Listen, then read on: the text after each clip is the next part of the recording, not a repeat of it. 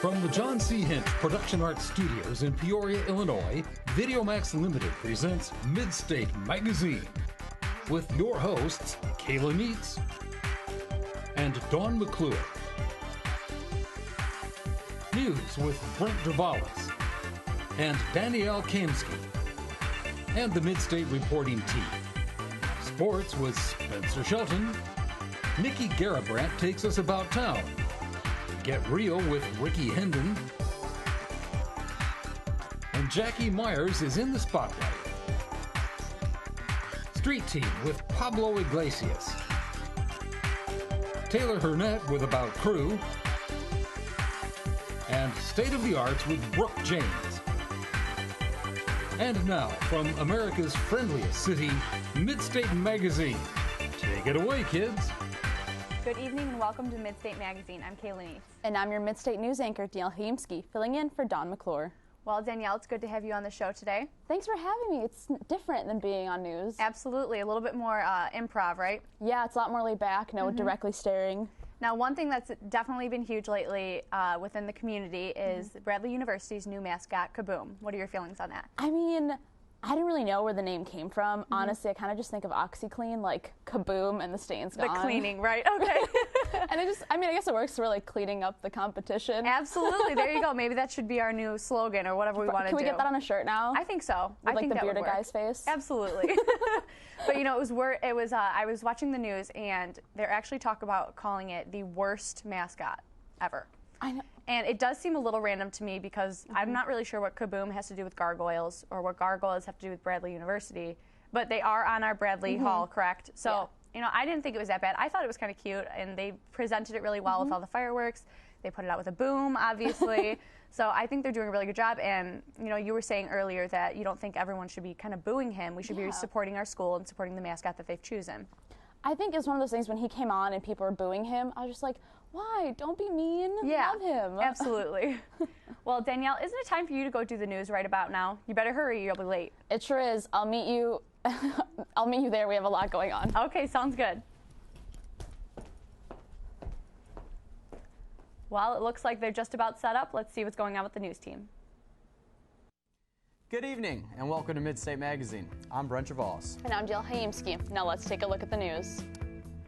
After eluding capture for more than a dozen years, the legendary boss of one of the world's most powerful and deadly drug trafficking operations was nabbed in a surprise raid on a seaside hotel tower in a Mexican beach resort. Joaquin El Chapo Guzman who infamously escaped in 2001 from a high-security prison in a laundry cart, was arrested early Saturday in Mazatlan without a single shot being fired. Actor and director Harold Ramis, who delighted audiences in comedies such as Ghostbusters and Stripes, died Monday at age 69. Ramis was as acclaimed a writer and director as he was an actor. He wrote 4 of the comedies listed on the American Film Institute's 100 Funniest Movies, including Ghostbusters, Groundhog Day, National Lampoon's Animal House, and Caddyshack. Co-star and co-writer Dan Aykroyd said he was deeply saddened to hear of the passing of my brilliant, gifted, funny friend, co-writer, performer, and teacher, Harold Ramis. May he now get the answers he was always seeking. Peoria's local newspaper, the Journal-Star, will no longer be publishing daily television listings that feature scrolling television programming channel guides. Complete television programming will only be found in the Star's printed newspaper in the TV Week section, which is published on Saturdays. The Journal-Star's layout will change due to the removal of the daily TV listings.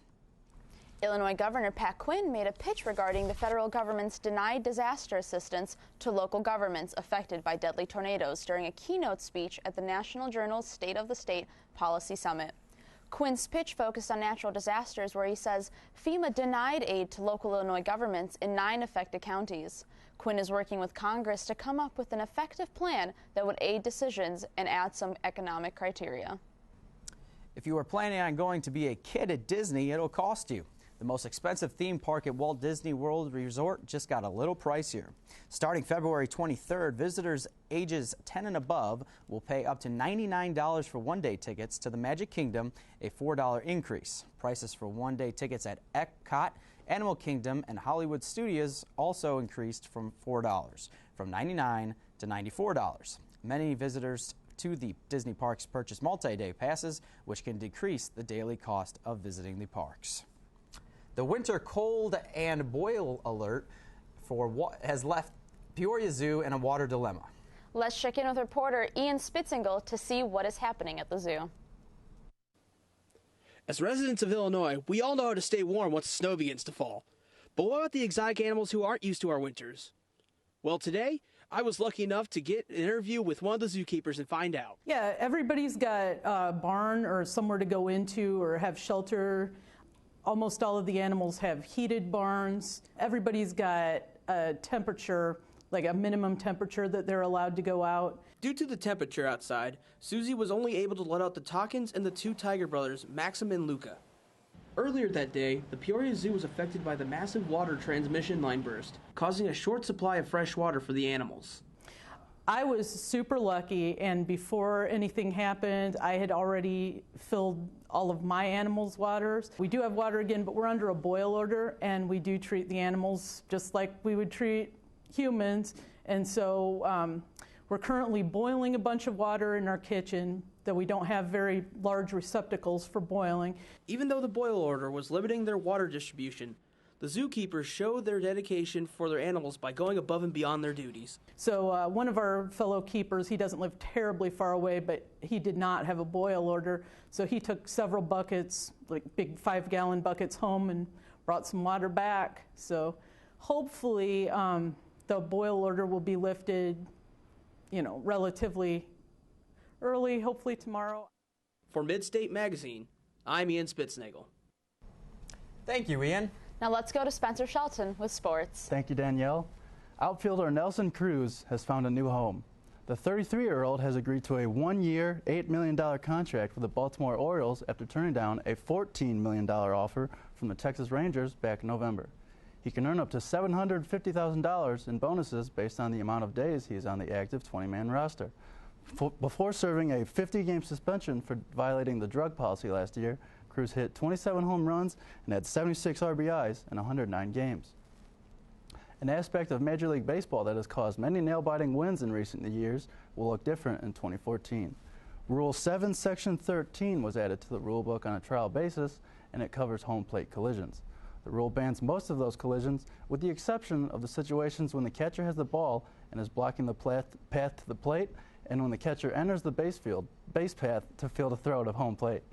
This adoption comes after multiple injuries have been sustained due to home plate collisions, most notably to Baltimore Orioles catcher Matt Wieters in 2011 and 2012. Springtime is right around the corner, which also means it's time again for Bradley baseball to start. Let's go to Celeste to see what she has.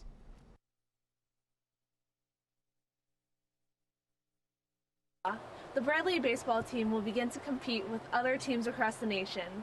Today, we will talk with Greg Portica and get the insight into this upcoming season. We've definitely worked really hard this entire year.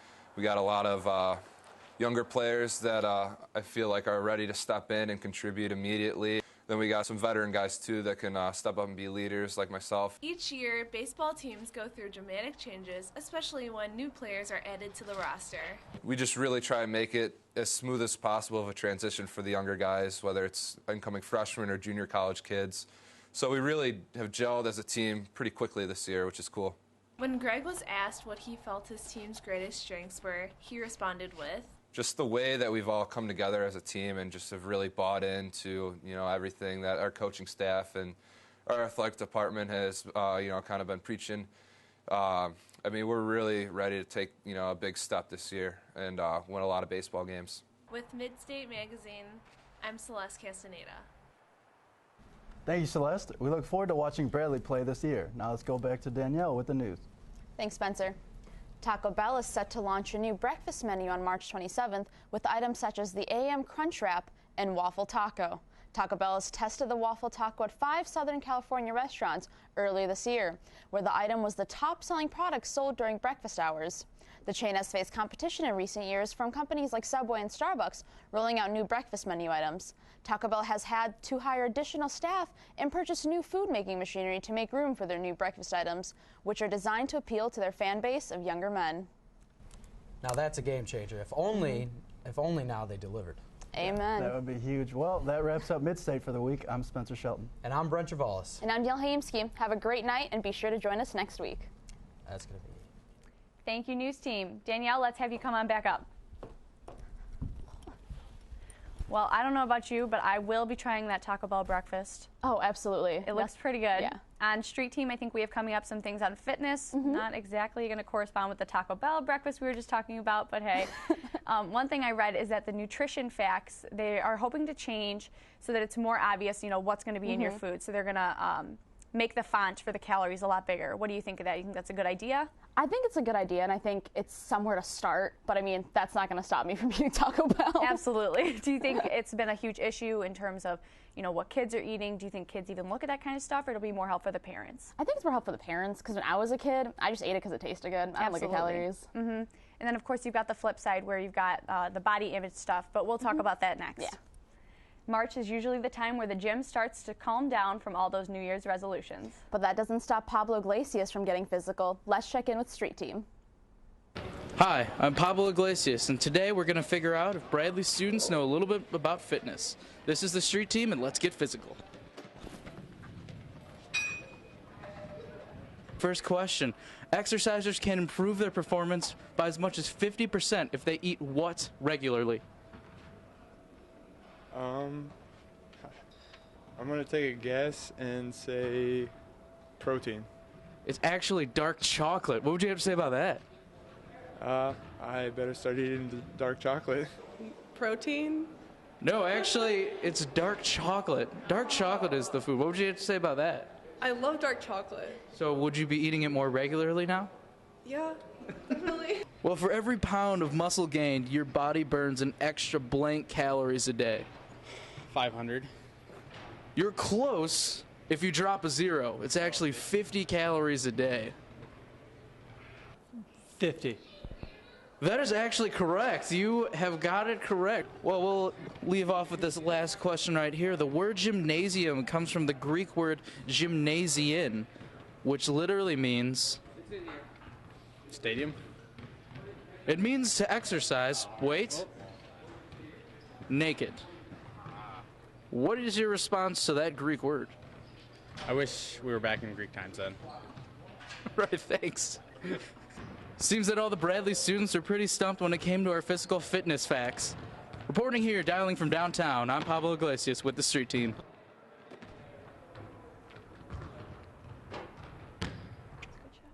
Thank you, Pablo. Looks like you're still in pretty good shape. Another thing that I was talking about right before we ended was body image and how there's this new thing going around where, skinny and it gets kind of addicted. Once you start losing the weight, it's hard to stop losing the weight. And one of the things I saw is on The Biggest Loser, one of the contestants, Rachel, came on and she was very, very thin. And it wasn't kind of a point where they were applauding it anymore. They were just thinking this isn't healthy anymore. So what do you think about that? I absolutely agree, because I know from personal standpoint, when you start getting the freshman 15 and then you stop and you start dropping pounds, it gets addicting. Yeah. You're kind of like, oh, awesome, I feel better, I look better, but then it's hard to kind of cut yourself off at that point of, wow, I really need to stop. This is getting unhealthy. Absolutely. And, you kind of get lost in well, wow, I look really good now. Maybe if I just lose a couple more and I start cutting calories and working out 3 or 4 times a day, I know that that's definitely been something that's hard to deal with, especially with college students, having this perfect image and keeping the perfect GPA, and it's a lot of pressure. It is.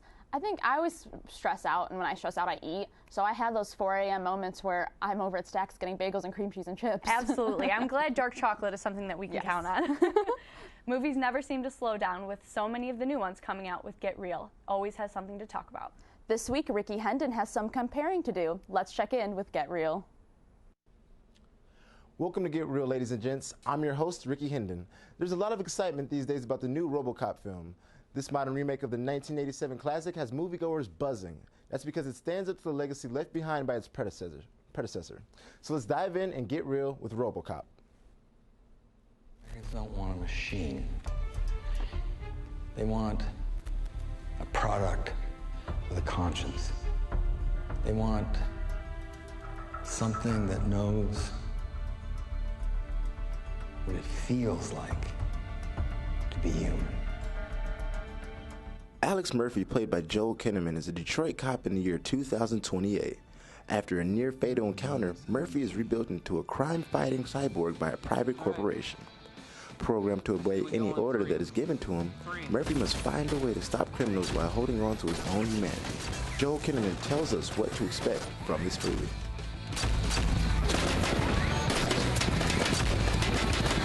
I long to see a big, exciting action movie that has intelligence, that has a lot of emotion, that appeals to both the kid in me and the adult in me. And I feel that this movie does all of those things. And I think it's something that I will be proud of on many levels. It's great entertainment, but it's also entertainment with some substance. The movie boasts many action sequences with amazing special effects, but for fans of the original, this new RoboCop leaves something to be desired. The dark satire of the 1987 version is all but lost in the constant fighting and business of the film. Just get him to do that. Overall, give RoboCop 3 out of 5 stars. That's all for this segment. I'm Ricky Hendon, and it's been real. Thank you, Ricky. And speaking of movies, Kayla, are you looking forward to the Oscars this year? I sure am. You know, I've never really had a chance to sit down and watch the entire thing, so I'm definitely excited to just, actually watch it this year. I know one person that I heard is kind of, said to be the winner is Matthew McConaughey because of his role in one of his movies where he lost like 50 pounds and he stayed really like solitary for a couple of months to get into character. So are you hoping for him to win, or are you hoping for someone else? I'm hoping for Leonardo only because he holds a special place in my heart. Yeah? And Wolf on Wall Street was a 3-hour commitment I made to that man. That is a 3-hour movie? Yeah, it is ridiculously long, but and was it worth it? So worth it. Okay, so can you give us a little sneak peek into the movie? What's it about? Basically, it's about Leonardo's character who wants to be a real estate broker, and he kind of starts off small and then makes it big and turns to a drug addict, and it's insane. Okay, awesome. Well, we'll definitely have to check that out. This week, About Town takes us to the engineering capital of the world, right here in Peoria. Let's check out what's some of the top-of-the-line machinery with About Town. In the dead of winter, there's only one city that truly captures the beauty and elegance of the winter storm. This magnificent city is Peoria, and if you take the time to examine all it has to offer, you'll be surprised at what you find. I'm Nikki Gearbrandt, and I'm here to take you about town.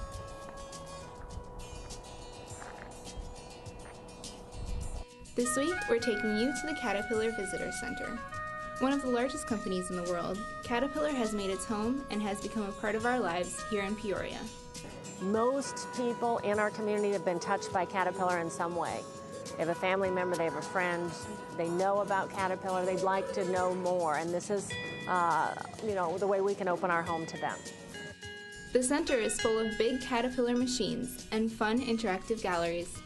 One of the biggest draws is this huge mining truck behind you, and in the bed of that truck is a theater, and the movie takes you out to job sites all around the world. The really fun galleries that, again, the kids like, has some interactives where they can design their own piece of CAD equipment and then email it to themselves. Probably the funnest thing for them is just physically getting on this equipment, and then behind this piece of equipment are simulators.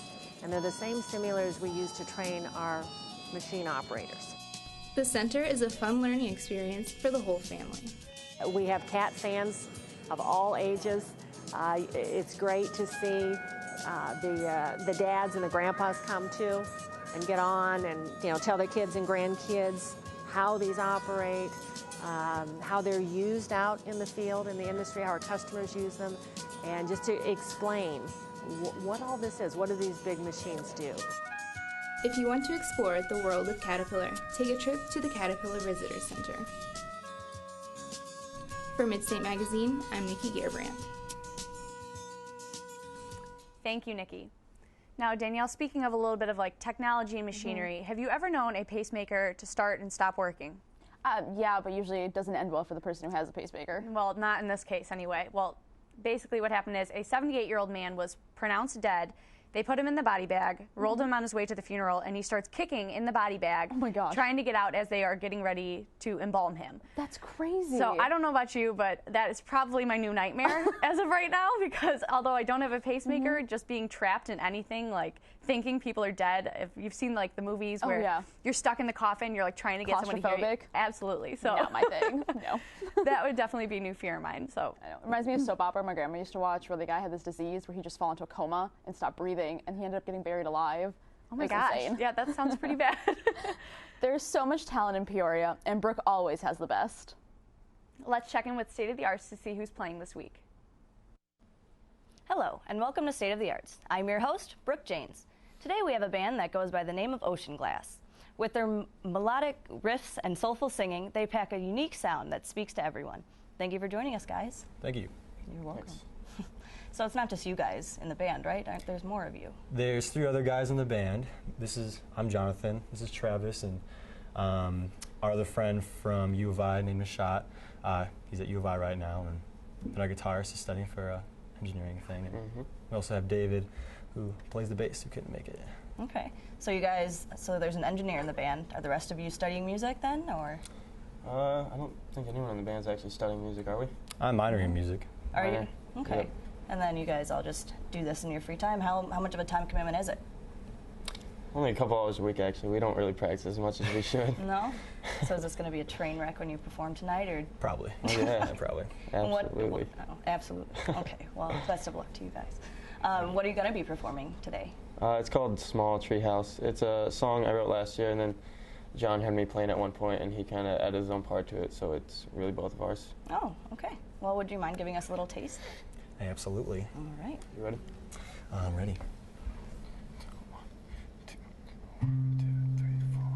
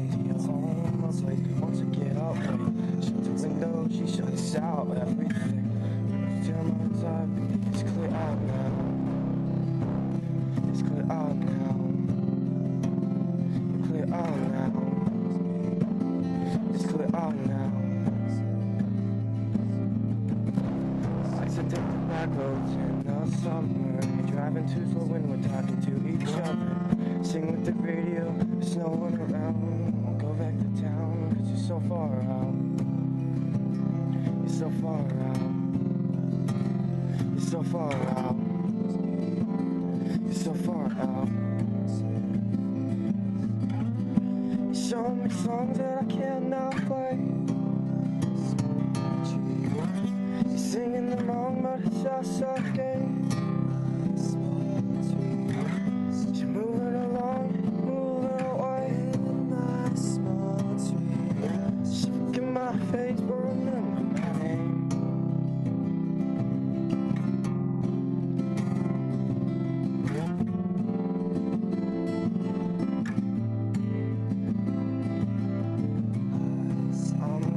She's in the same place, or something more. Just look at her face. Tell me what you want with it. It is you and me. Tell me all the things that you wanna be. What you wanna be. What you wanna be. What you wanna be.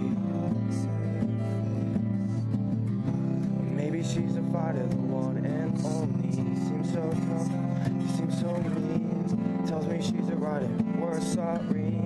Give me the myth, give me the fantasy. Your fantasy. Your fantasy. Your fantasy.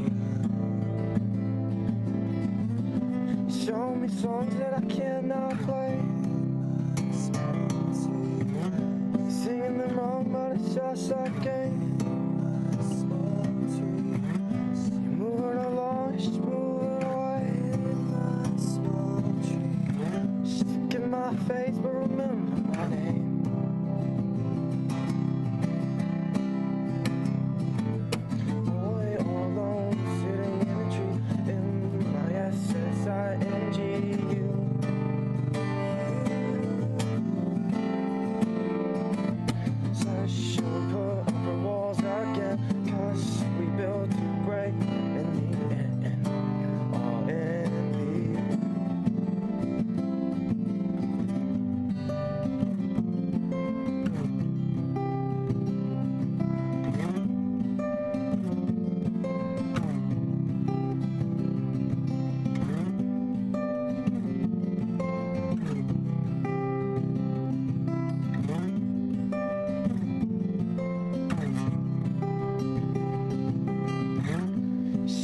something I cannot play.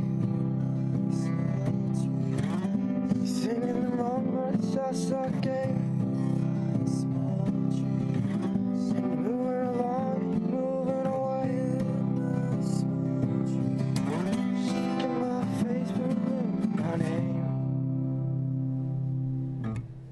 Well done. That was beautifully written. Thank you. You guys didn't bomb at all. Thank you. You're welcome. And that's all we have for today on the show. That's all for this section of State of the Arts. Be sure to join us next week when we get a more in-depth look from talent around the area. I'm your host, Brooke Janes. Thank you, Brooke, and thank you, Ocean Glass. Well, we talked about a lot today. What we just recently learned while we were on our break is that Kaboom was named because of the announcer that we had, Dave Snell, who is now in the Hall of Fame. It's just a catchfrase that he always used. He'd always say Kaboom. So I think that's kind of cool. Yeah, it's nice, and it gives like a little history and a little appreciation to him. Absolutely. So some other things that we talked about was Matthew McConaughey. Yeah, still voting for Leonardo on that one. Absolutely. For the Oscars. And we also talked about the freaky pacemaker incident. Yeah, let's hope that that never happens again because, you know, I will, like, God forbid anybody needs one, but that would definitely make me think, I don't want one, I'd rather just die now. Die and stay dead. Exactly. So we also talked about a little bit of body image things and nutrition and just staying healthy and not getting obsessive about it. Exactly. And then going with the nutrition, just those Taco Bell breakfasts, man. Gonna have to try those out, right? Mid-state breakfast lunch. Absolutely. You know, sometimes it doesn't even matter. You're just having a craving, you gotta go for it. Amen. Cravings matter. So I think another thing we talked about, we didn't talk about the music, but what did you think of Ocean Glass? I thought they were fantastic. I thought they were really good. One of my more favorite bands. They were really good. One of the better ones that I think everyone's on here that we have on our show has been, you know, really talented, but that was definitely one of my favorites. Exactly. Plus the guy was really cute, so it helped. That's always a plus, right? Yeah. Well, I really liked it. I enjoyed it. It was fun. Yep. Have you heard any new music lately? I actually have not, but I'm looking forward to it, so let me know. All right, absolutely. We're out of time for this week for Midstate Magazine. I'm Kayla Needs. And I'm Dale Haimsky, filling in for Dawn McClure. Have a great night and join us next week.